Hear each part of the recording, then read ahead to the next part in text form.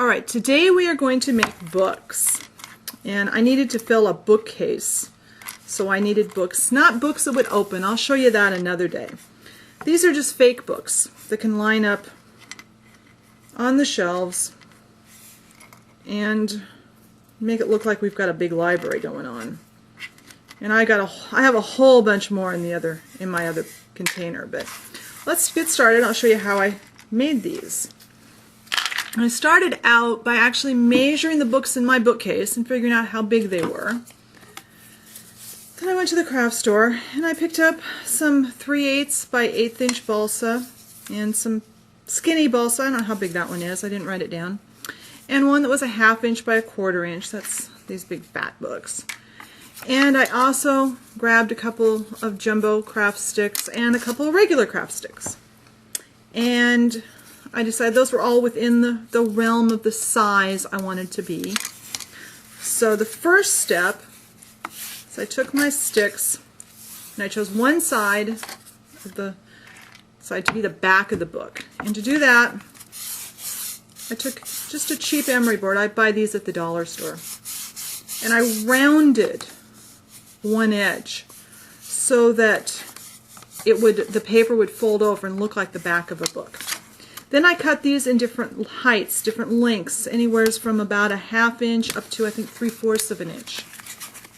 When I had a whole pile of little pieces, then I went through and I actually used my finger, and some of them, see, some of them have gold paint, some have beige, some don't have any paint.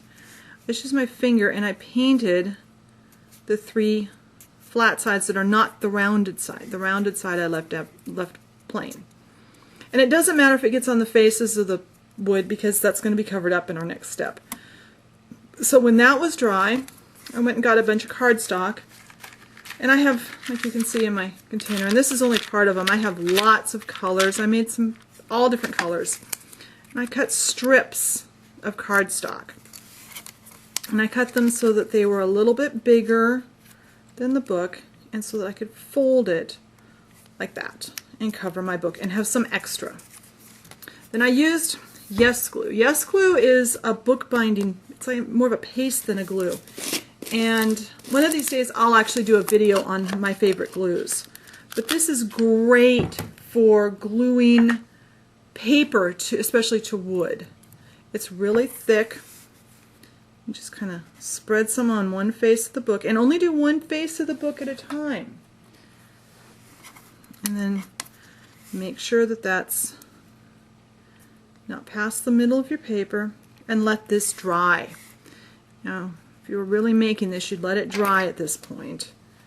And then you come along and cut off like this. So on the part that's glued on, it's all cut even. Then, this is why you do this when it's dry, but I don't have one dry.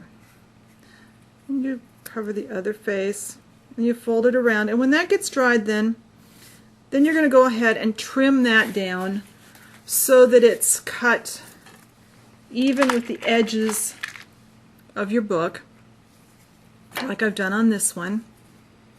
Then I just used my dental pick and some gold paint, and I did little different designs, and some of them I used black paint. You can see that. Let's see if I can find one that shows better. The green one shows a little better. This one needs to be trimmed better. And made some markings on the backs of the books so that they didn't all look the same. And when that was dry, I simply coated them with some satin finish or matte finish spray sealer, and now I have a whole bunch of books that I can put in my bookshelf. One big thing to remember though, before you start cutting, measure the space. If you're putting them in your bookshelf, measure the space between your shelves so they're not too tall. I made that mistake one other time. So I hope this helped, and another time we'll do books that have pages that open. Have fun. Talk to you later. Bye.